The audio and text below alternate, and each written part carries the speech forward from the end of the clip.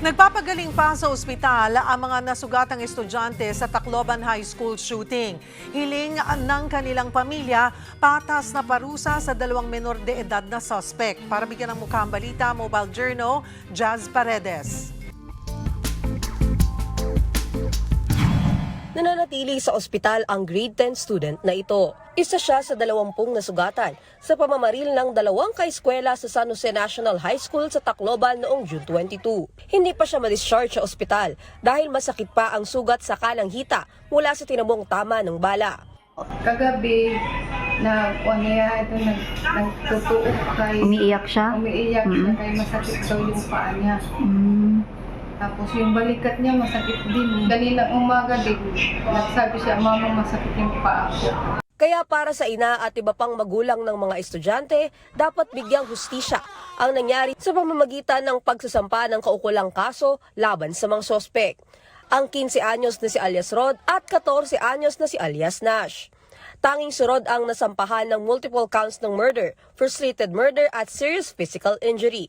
Kasi tumaopay good hassle, pangaran po sila mga minor de edad. Kailangan po din po ng makatarungan kasi hindi naman po agad siling kukunit kabataan, agad trauma, tapos yung na mga namatay na mga bata, yung mga kag-anak nila. Katarungan din ang hiling ng magulang ng grade 9 student na nasa intensive care unit pa matapos mabaril sa tiyan. Stable na siya pero na-trauma sa nangyari. Sana, batas, makulong yung isa, pati siya dahil may kasalanan. Silang dalawa yung trabaho, isa lang yung makukulong. Hindi dapat. Sa ating pamahalaan, justisya lang para sa mga biktima. May ginawa namang memorial sa loob ng paaralan para sa 3 teenagers na nasawi. Suspendido pa ang klase habang sumasailalim sa psychological first aid ang mga estudyante, guro at magulang. Lumabas naman sa panibagong impormasyong may target talaga ang dalawang sospek, nang hindi raw makita ang hinahanap kung sino-sino na lang ang kanilang binaril. Inutos na ni Pangulong Bongbong Marcos ang malalim na investigasyon sa insidente. Heartbroken, masasabi natin, ang naramdaman ng Pangulo dahil mga bata ang lumalabas na kaya na gumawa ng krimen. Kayang magplanong gumawa ng krimen.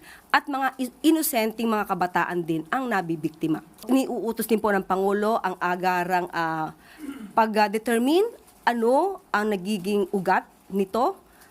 Maliban po sa nakita ng Pangulo na may kinalaman ng iba mga gaming apps na marahas. Magsasagawa naman ng inquiry ang Senado sa July 1 tungkol sa Tacloban shooting.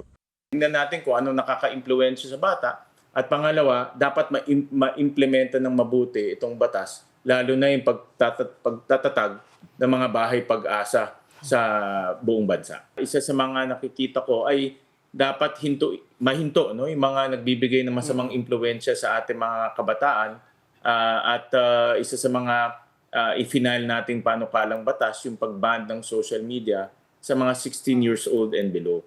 Kapatid, Mobile Journal, Jazz Paredes po, hatid ang mukha ng balita.